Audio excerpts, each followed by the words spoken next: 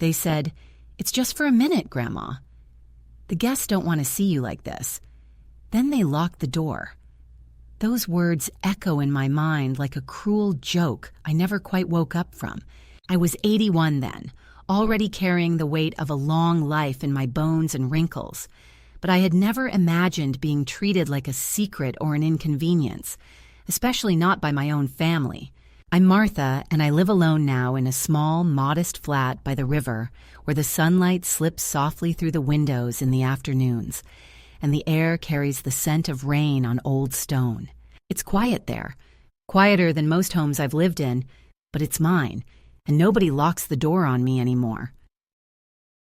That night in my daughter's new house, shiny and cold, all glass and polished surfaces, with too much laughter and too many perfect smiles, I was invited, but not really included. They smiled, nodded, said the right words, but I could feel the distance growing with every forced laugh, every polite but sharp glance away from me. I wore a dress I hadn't chosen, a color I didn't love, and a smile that was brittle, like glass too thin for the weight of what was coming. It was a housewarming party, they said, a celebration of new beginnings, but as the night unfolded, I realized I was the one they wanted to erase. I started telling a story from my youth, a little joke about a summer long ago when the world seemed kinder and my laughter was loud and free, but my granddaughter's face tightened, her eyes darting anxiously toward her mother. My daughter interrupted with a sharpness that surprised me, saying I'd had too much wine when I hadn't even touched a drop. The room shifted in an instant, the warmth fading like the last embers of a fire. They smiled again, but it was the kind of smile that doesn't reach the eyes, the kind that builds walls. Then came the excuse. They needed me to take a break, to cool down, to be somewhere private until the guests stopped noticing. I was led downstairs, down a narrow hallway where the walls were too white and too clean, where the light was harsh and unforgiving, into a small bathroom that smelled faintly of expensive soap and loneliness. They told me it was just for a minute, but as the door clicked shut behind me and the locks slid into place, the weight of the silence pressed down like a stone on my chest. In that moment, the truth settled like cold rain. I was being hidden away, locked in, not because I was unwell or confused, but because I was inconvenient, a reminder of a past they wanted to forget. Outside, the muffled sounds of laughter, music, and clinking glasses drifted through the walls, a cruel symphony that mocked my sudden invisibility. I sat on the edge of the bathtub, the cold porcelain biting into my skin, and I counted the phones scattered carelessly on the shelves and counters, 3 of them, buzzing softly with the lives I was suddenly excluded from. The first belonged to my daughter, its screen lighting up with messages from friends gossiping about the party, their words sharp and unkind, about Grandma's embarrassing moment. The second was my son-in-law's, filled with emails and calls I wasn't meant to answer, conversations about business and plans that didn't include me. The third was my granddaughter's, the youngest of them all, scrolling through social media with the ease of someone who has never had to worry about being erased. I looked at those phones, objects I had never cared for, but suddenly saw as symbols of my own erasure, and in the quiet rage that welled inside me, I understood something profound. I was not powerless. The cold light in that bathroom no longer felt like a prison, but a stage. They wanted me invisible, forgotten, silent. I decided then I would make them remember. Outside the locked door, they continued their celebration, unaware that I was quietly gathering the strength I had thought lost with time. I thought about all the times I'd been pushed aside, ignored, or told to be quiet for the sake of appearances. I thought about the years spent cooking meals, knitting sweaters, and stitching together family memories that seemed to unravel as easily as loose thread. I thought about the life I had led, full of love and sacrifices no one ever thanked me for. But that night, locked away from their perfect party, I found a clarity I hadn't known I still possessed. I was still here, still alive, still worthy of being seen and heard. When the door finally opened and they looked at me with surprise and a flicker of guilt, I was no longer the timid grandmother who would quietly apologize and retreat. I was a woman who had reclaimed her presence, even if it meant flushing away their phones one by one, turning their symbols of exclusion into the sound of their own neglect, swirling down the drain. That moment, harsh and humiliating as it was, became a turning point. I left that house with more than just my coat and purse. I left with the unshakable knowledge that I would never again be locked away, silenced, or dismissed. The small flat by the river, with its soft light and gentle rain, became my refuge and my rebirth. And every day since, I remind myself and others like me that we are not shadows to be hidden, but women who carry stories worth telling and voices that deserve to be heard. So if you find yourself locked away, forgotten in the noise of others' lives, remember this: you are not alone, and your time to step back into the light is now. They said it was just a moment, a small pause in the celebration, a chance for me to rest away from the crowd that didn't seem to want me there anyway. I had thought it was just a polite gesture, a temporary refuge from the noise and the uneasy glances that followed me like shadows wherever I went. But as the minutes stretched into an hour and the laughter on the other side of the door became distant and muffled, I began to understand that I was no longer a part of the party. The lock clicked sharply again, a final seal on the invisible wall that separated me from the family I once believed would protect me. I sat on the cold tile floor, the porcelain of the toilet bowl cool beneath my hands as I leaned forward, not out of weakness, but because the weight of betrayal pressed down with a clarity I had never known before. This was not an accident, nor a misunderstanding. It was a deliberate act of exclusion, a quiet violence cloaked in civility. I remembered every step leading to this moment. The smiles that never quite reached their eyes, the hurried conversations that stopped when I entered the room, the way my stories were interrupted or ignored, as if my presence was a problem to be, managed rather than a person to be loved. I was no longer a mother, a grandmother, or a woman who had spent decades building a family. I was a burden to be hidden away until the party was over. Outside that bathroom door, the world continued without me. I could hear the clinking of glasses, the burst of laughter from a joke I would never hear, the soft music that filled the rooms where I had once imagined belonging. The cruelest sound was the occasional ding of a phone, a reminder that their lives went on, connected and whole, while I was locked away in silence. It was then I noticed the phones themselves, 3 small devices carelessly left behind on the bathroom counter and cabinet shelves, their screens alive with messages and calls that I could neither answer nor ignore. One belonged to my daughter, the very woman who had promised me a place at the table. Her phone was flooded with texts from friends discussing the party, their words laced with thinly veiled judgment and whispered gossip about Grandma's moment. The second phone was my son-in-law's, filled with work emails and reminders of meetings that I was no longer part of, a life that marched forward without space for me. The third was my granddaughter's, the youngest, scrolling through social media with a casualness born of youth and freedom, unaware of how quickly her grandmother was being erased from the story. I reached for the first phone, holding it gently in my hands as if it were a fragile piece of glass. The screen lit up with a conversation I wasn't meant to see.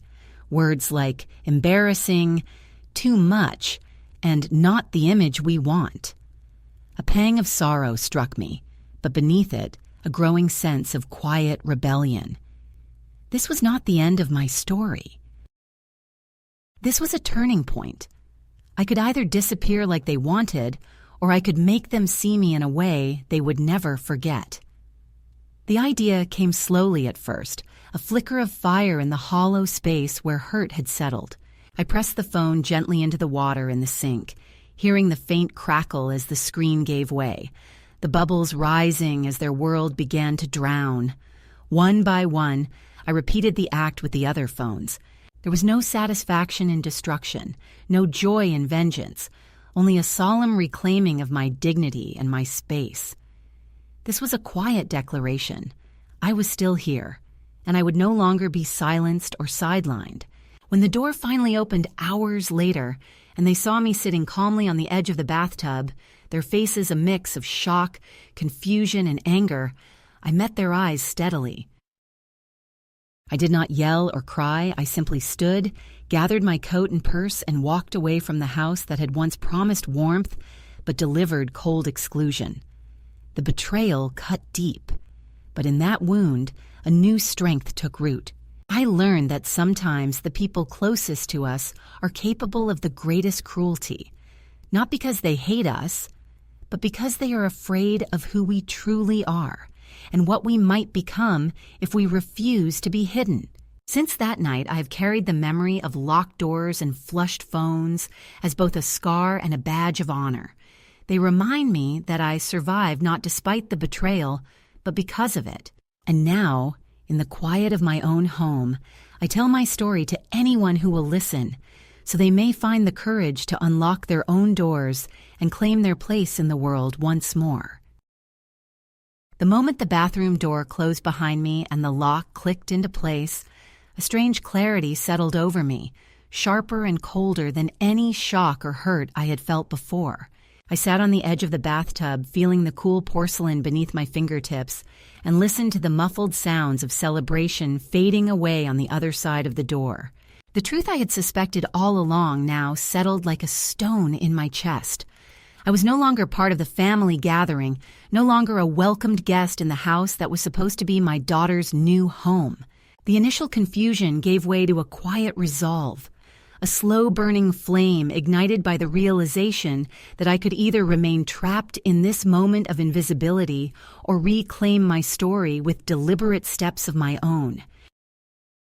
The 3 phones left behind in the bathroom, one belonging to my daughter, another to my son-in-law, and the last to my granddaughter, reminded me painfully of the connections I had lost, yet also of the power I still held, hidden beneath the surface, of their neglect.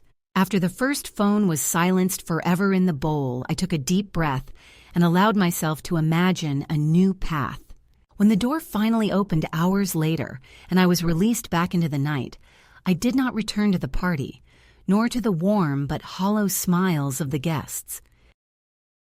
Instead, I walked out into the cool air of the evening, the city lights soft around me like a promise of something different.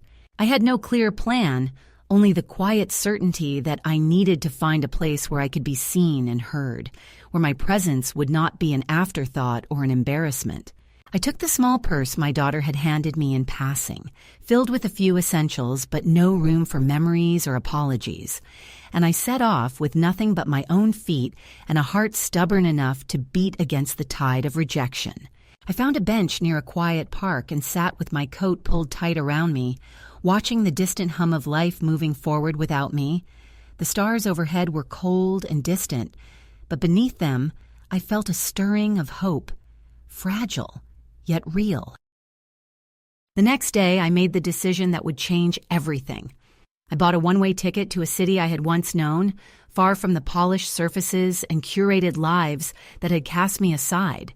I paid for it with my own money, from an account my son did not know existed, the savings of a lifetime quietly tucked away for moments just like this. Portland was the place I chose, not because I expected to find paradise, but because it was a place where I could begin again without the weight of their judgment pressing down on me. Upon arrival, the city welcomed me with its damp air and sharp scent of rain on pine, the streets familiar yet new through the eyes of someone who had learned long ago how to walk alone. I rented a small room in a modest motel, the kind of place where the floors creaked and the scent of cleaning fluid mingled with stories of lives lived and left behind. There, in the quiet solitude of that humble space, I allowed myself to breathe freely for the first time in months, letting the memories of locked doors and flushed phones fade into the background like distant thunder. It was not an escape, but a reckoning. A conscious step away from the roles and expectations that had defined me for so long. In the days that followed, I sought out a rhythm of my own making. I found work at a small cafe, a place where the smell of burnt toast and fresh coffee filled the air, and where my hands learned again the simple art of carrying plates and pouring cups without trembling. My coworkers did not ask about my past or my family. They accepted me as I was, a woman who showed up and did her job with quiet dignity. Each paycheck was a small victory, a tangible proof that I was no longer dependent on those who had chosen to erase me. I bought myself a coat, navy and warm, a symbol of respect for the woman I was becoming rather than the grandmother they wanted to hide. The coat fit like a promise, a tangible reminder that I was worthy of care and attention on my own terms. Slowly, I built a life not out of grand gestures or dramatic breaks, but from the quiet moments of choosing myself again. A walk to the bakery, a smile shared with a stranger, a crossword puzzle completed in the soft light of evening. Letters arrived from my grandson, the only family member who still reached out without judgment or expectation. His words were a lifeline, delicate and sincere, bridging the distance I had placed between myself and the past. Yet I did not rush to respond. I was learning that healing required time, that sometimes the most radical act was simply to wait and to hold space for oneself. When my daughter visited the cafe months later, her presence was awkward, a mix of apology and entitlement that neither of us could fully express. I listened as she spoke of panic and regret, of the fractured family left behind, but I knew that my choice was not about punishment, but about survival. I was no longer the shadow she had tried to cast me as. I was a woman who had reclaimed her voice, her space, and her story. I refused to be drawn back into the cycle of control and dismissal. Instead, I embraced the life I had begun in the quiet corners of Portland, surrounded by new friendships and small acts of kindness that felt like home. The days grew shorter, the rain more frequent, but with each passing moment, I felt the weight of the past lift just a little more. I was no longer waiting for permission or validation. I was simply living. And in that living, I found freedom. The moment I stepped into the room Joyce offered me, a small and modest space tucked away on the upper floor of her weathered blue house, sunlight spilled through the window and wrapped around me like a tentative welcome, the kind you feel before you fully believe it.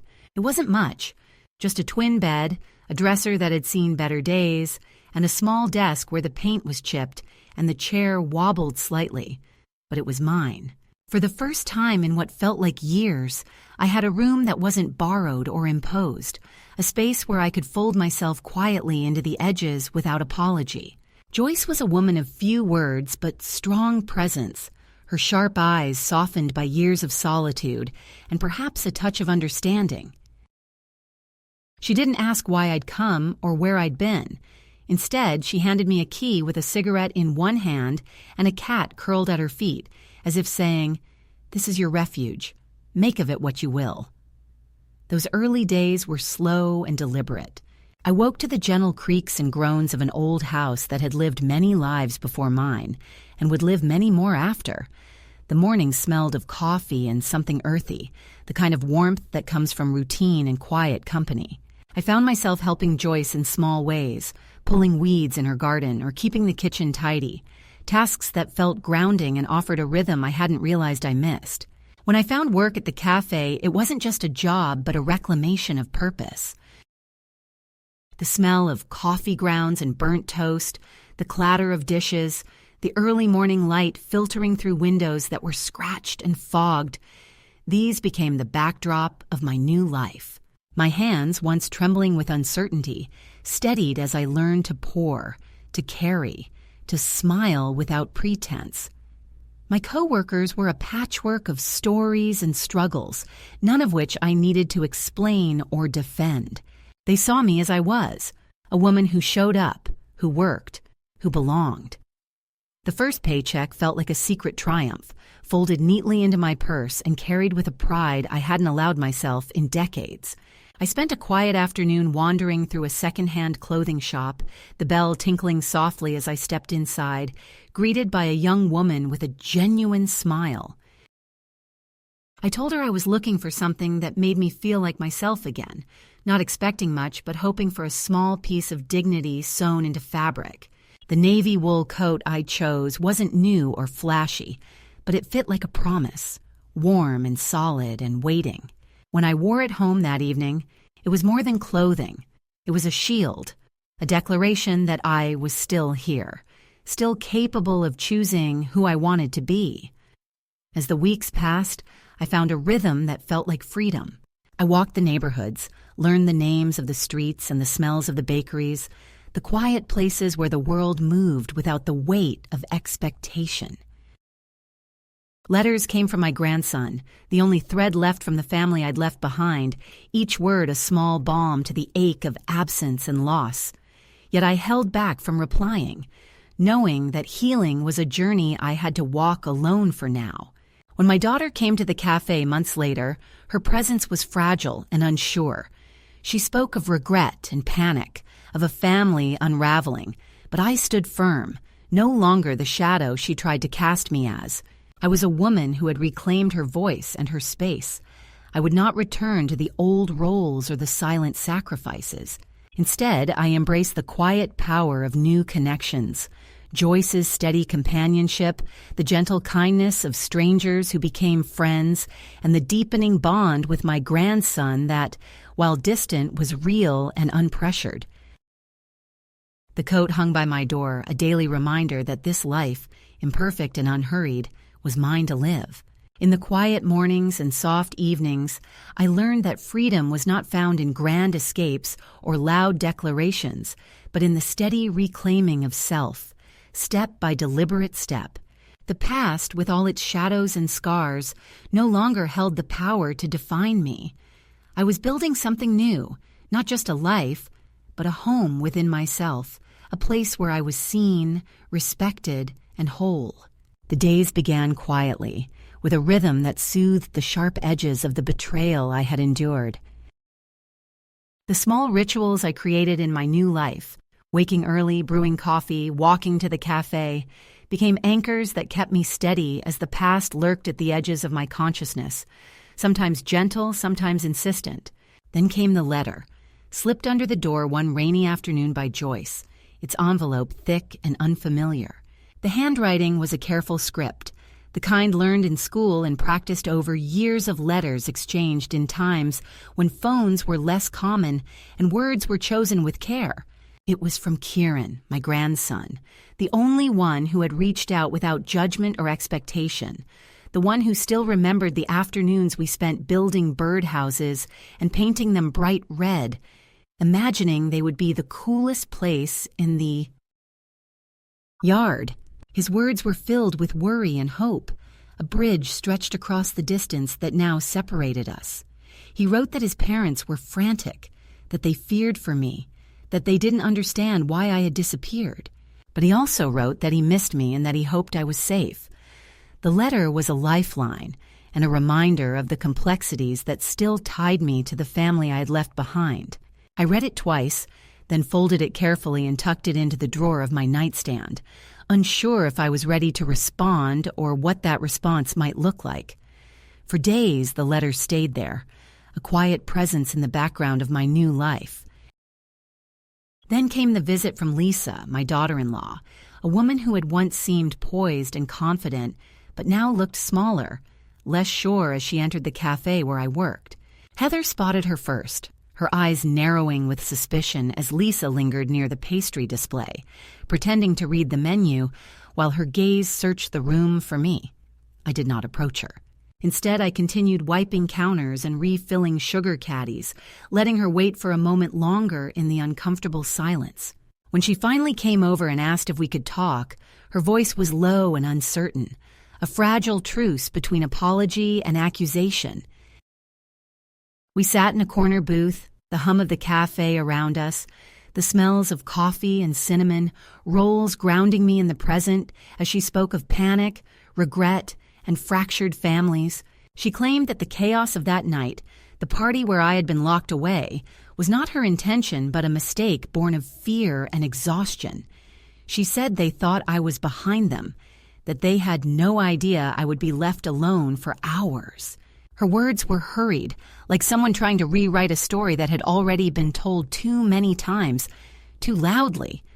I listened but said little, my silence a shield and a statement. The conversation shifted to Kieran, to his struggles and his longing to reconnect, and she pressed an envelope into my hands, a small gesture that felt more like a peace offering than a real attempt at reconciliation. I took the envelope without enthusiasm, knowing that the contents, whatever they were, would not change the fact that I was no longer the woman they thought they could control or dismiss. Soon after, Adam, my son, hired a lawyer to intervene, a man who appeared at the cafe unannounced, his suit crisp and his demeanor cautious. He spoke carefully of concern and next steps, of safe environments and well-being assessments, but I heard the underlying message loud and clear. They wanted me to come back, to return to the role they had assigned me, to be a convenient presence, rather than a living, breathing person with her own needs and boundaries. I told him, firmly and without hesitation, that I was not a pet to be managed, that I was of sound mind and safe where I was, and that any further contact under the guise of concern would be considered harassment. He left blinking in the light of my resolve, and I felt a deep satisfaction in standing my ground, a reclaiming of power that no longer depended on their approval or acceptance. The family's attempts to control me extended beyond personal visits and legal maneuvers. A local newspaper ran an article on the front page of the community section, labeling me as the missing matriarch and quoting my son and daughter-in-law's concern for my vulnerability and safety. The article painted me as a fragile woman who had vanished without explanation, fueling whispers and speculations among neighbors and acquaintances. I kept the clipping not as a trophy, but as proof of how little they understood me and how willing they were to rewrite the truth to fit their narrative.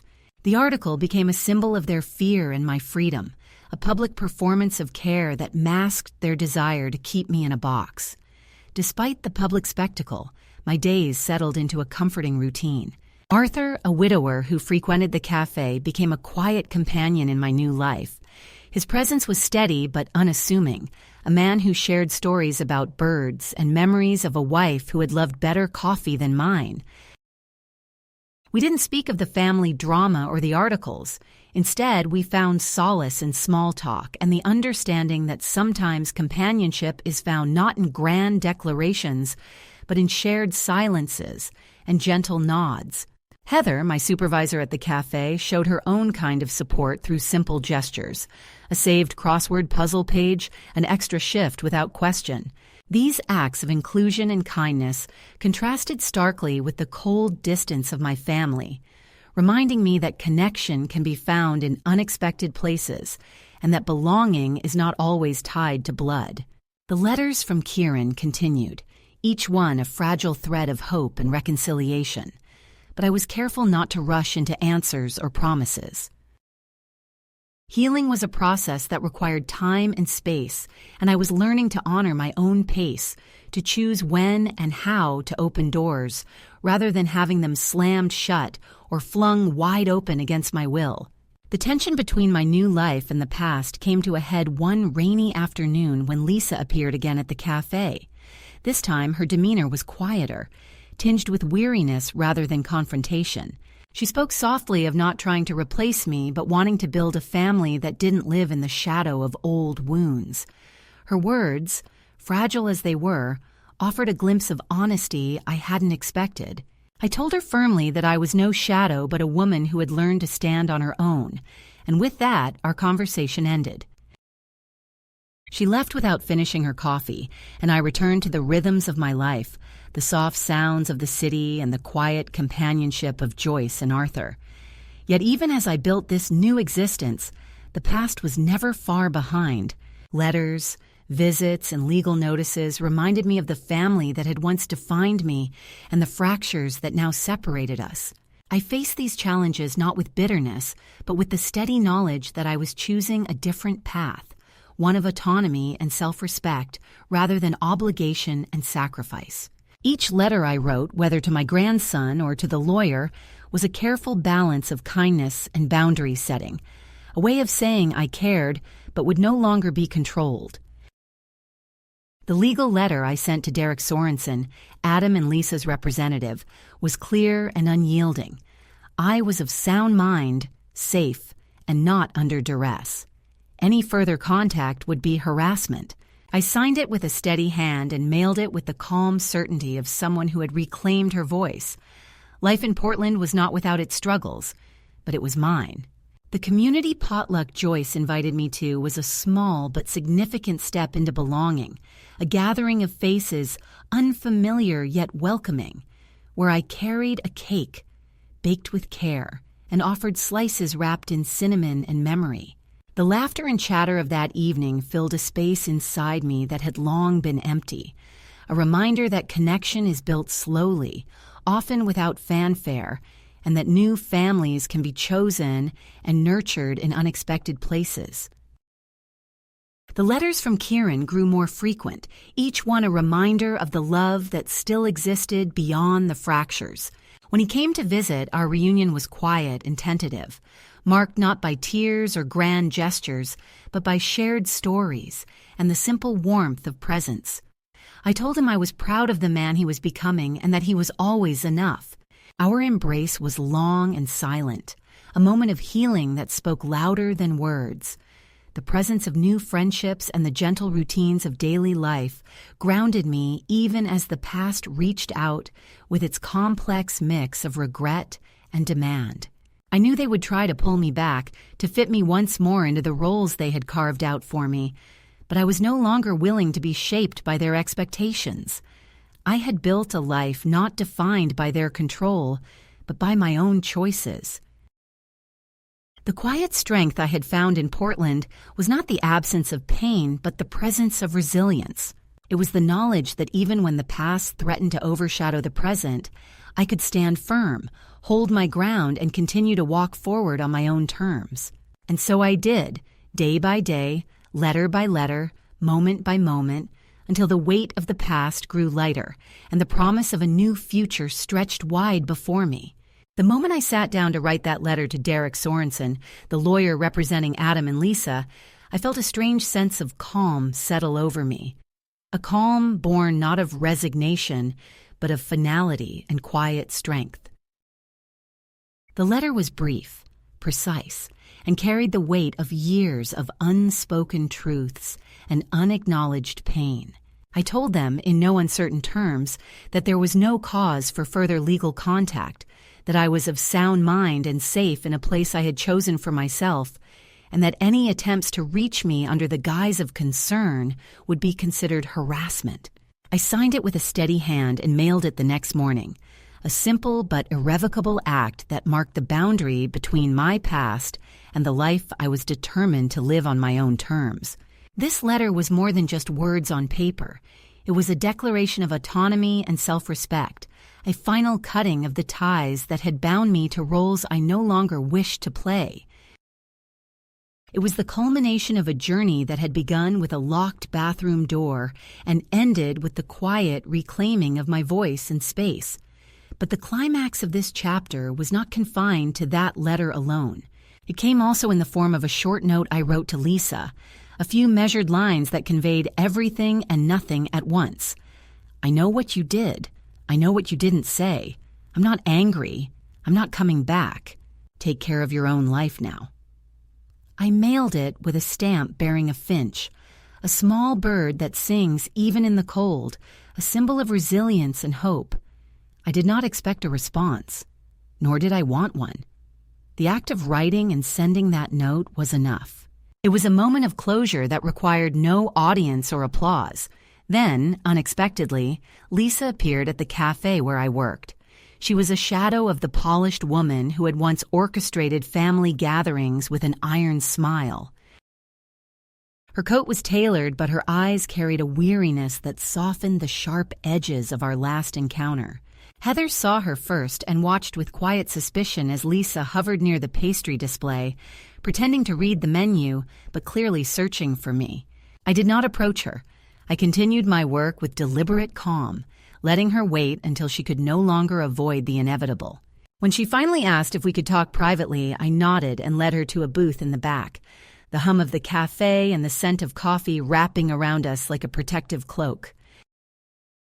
She spoke of panic and regret, of a family unraveling in my absence, but also of a fragile honesty, that she had never meant to erase me, but had feared my presence as a shadow that darkened every room.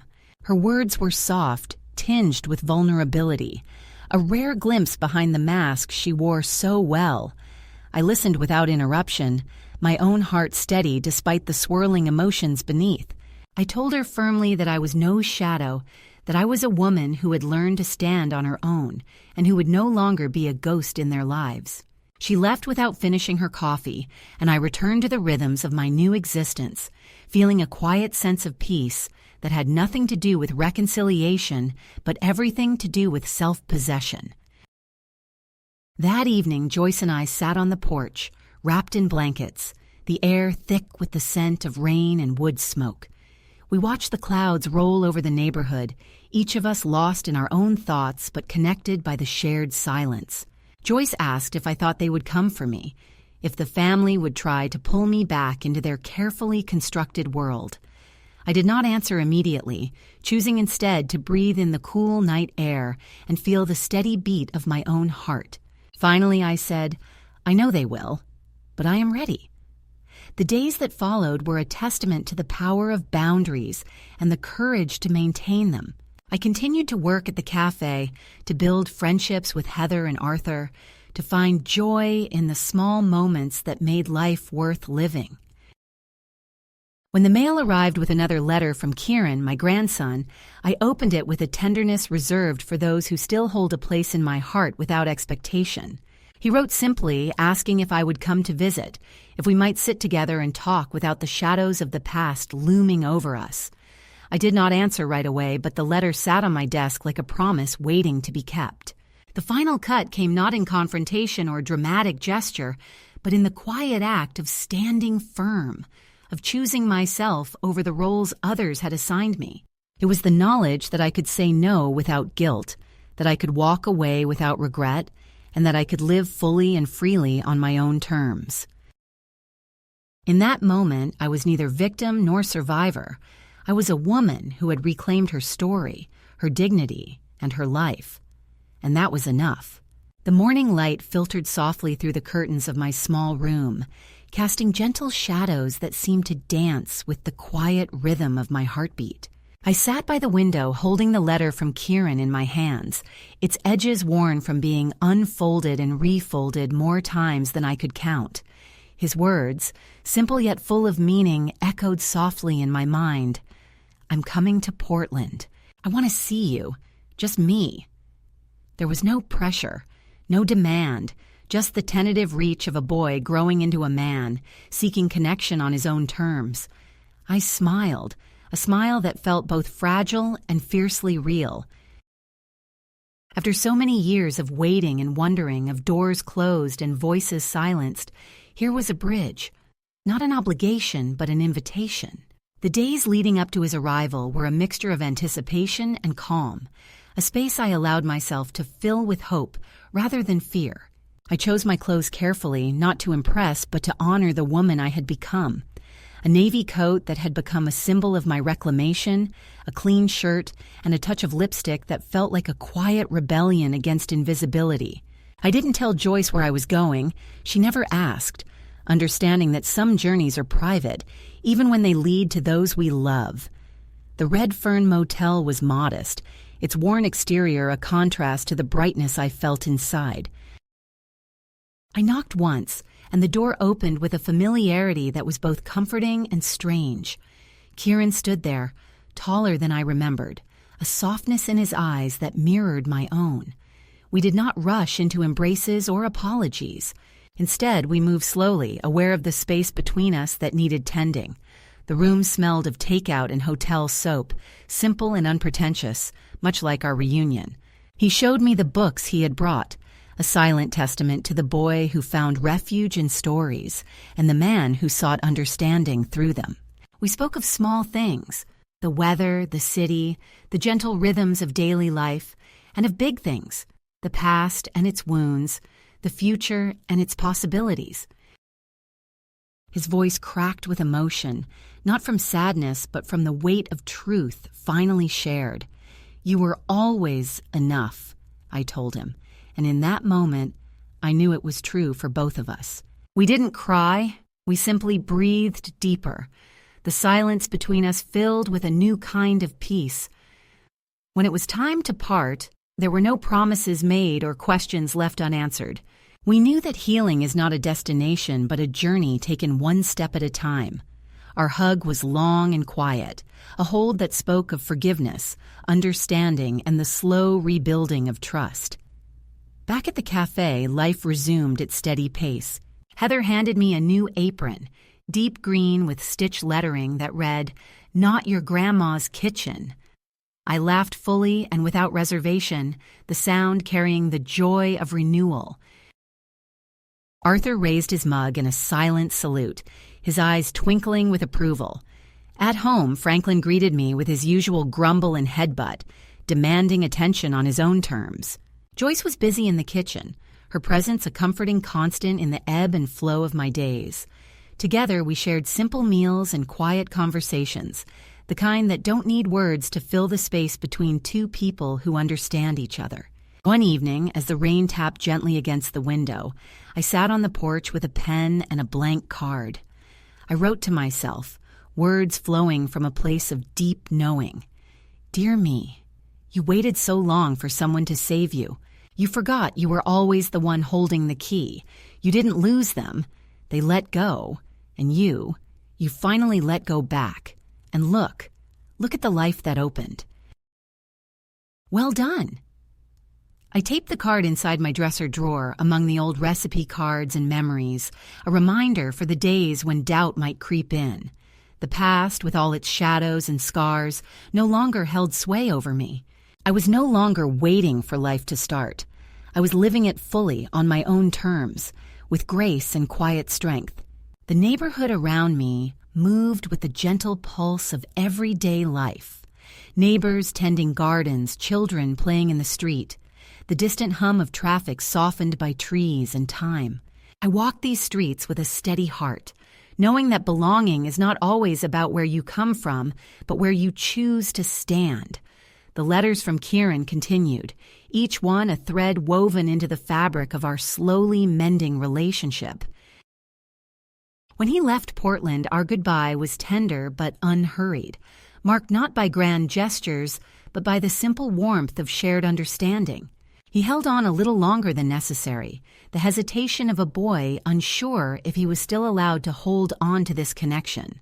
I whispered, "Be good to yourself," and he replied, "You too," words that carried the weight of love and hope without the need for more. Life settled into its new rhythm, a rhythm I shaped with my own hands and heart. The community potluck at the church basement was a testament to the unexpected places where belonging takes root. Surrounded by strangers who became friends, I carried a cake baked with love and memories, sharing slices wrapped in cinnamon and hope.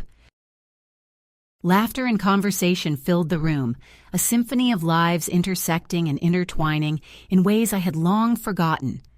Joyce teased me about looking smug, and I didn't deny it. For the first time in years, I felt truly part of something, not because I had to prove my worth, but because I simply was.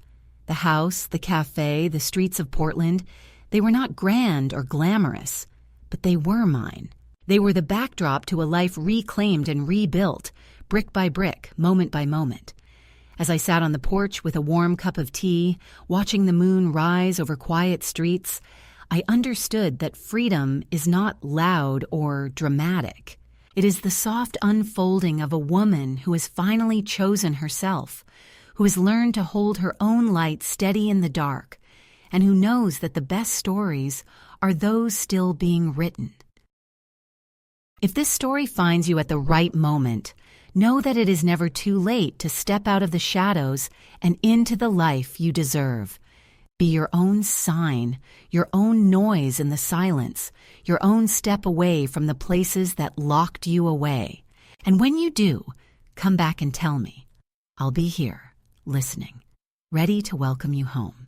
When I think about how things unfolded after those events, I realize that real life began the moment I allowed myself not to return, but to keep walking toward a place where no one dictated their version of who I should be.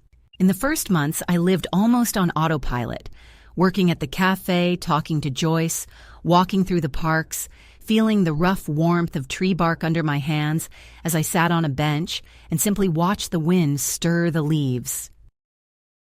It was my quiet therapy, the invisible process of learning to trust myself again. But sometimes, in those clear, almost tranquil days, shadows appeared, not so much from the past as from what still remained unsaid. One day I saw them, not my daughter and son-in-law, but someone from their circle. She sat in the same cafe where I worked, at a table by the window. We exchanged glances, and I noticed how her eyes widened slightly, as if she had seen a living person where she had expected only a ghost. I brought her coffee, and she couldn't resist saying, "We thought you were in a nursing home." There was no malice in her voice, only that awkward mix of curiosity and discomfort that arises when someone breaks the script written for them. I smiled and said softly, "No. I chose a different place." She went quiet, and in that pause I felt a small, almost childlike joy, not because I had put her in her place, but because I stood firmly in mine, calm and certain.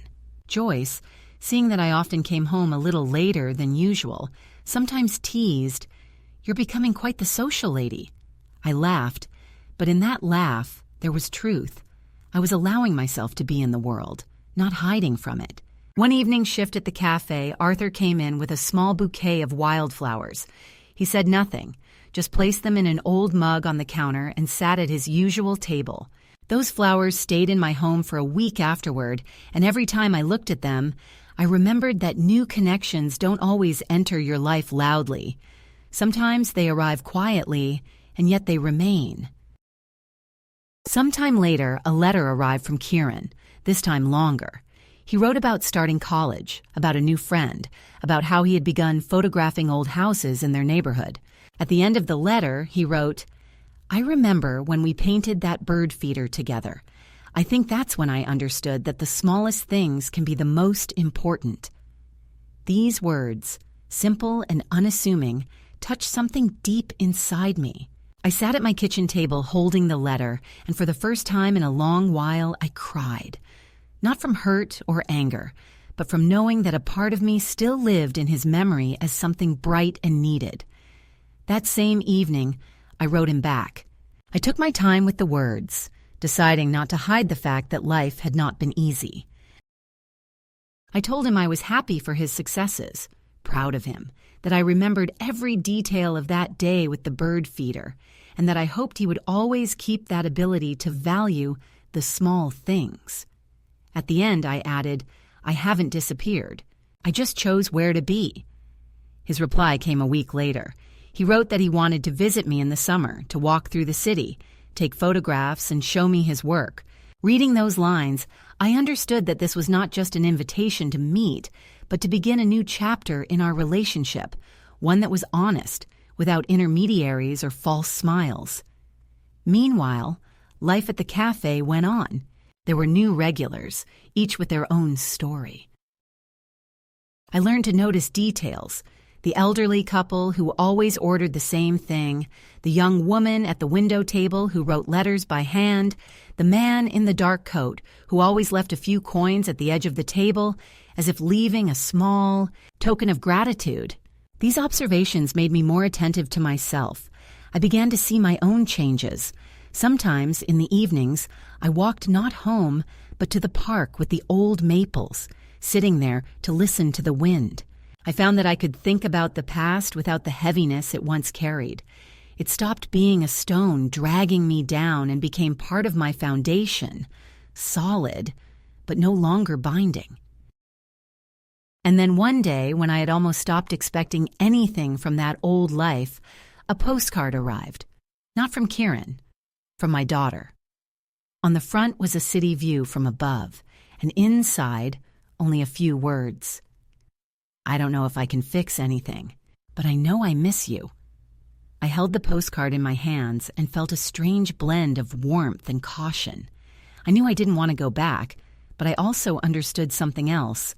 I no longer wanted to carry anger. That evening, I wrote a reply. It was short. I'm fine. I hope you are too. Peace is possible, but it starts with honesty. I didn't know if she would answer, and I didn't expect her to. It was no longer for her, it was for me. A way to finally stop carrying what made it hard to breathe. When summer came, Kieran arrived.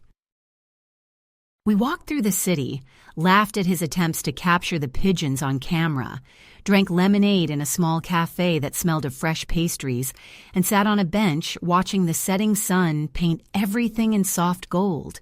He showed me his photographs, and I saw in them the same love for detail I had in myself, the ability to find beauty in small things. That evening, as I walked him back, I realized that my new home was not only walls, but the people I allowed inside my life, that my past no longer decided who I was, and that the door I closed that night was not the door to a bathroom, but the door to a life where I was unheard, and I would never open it again.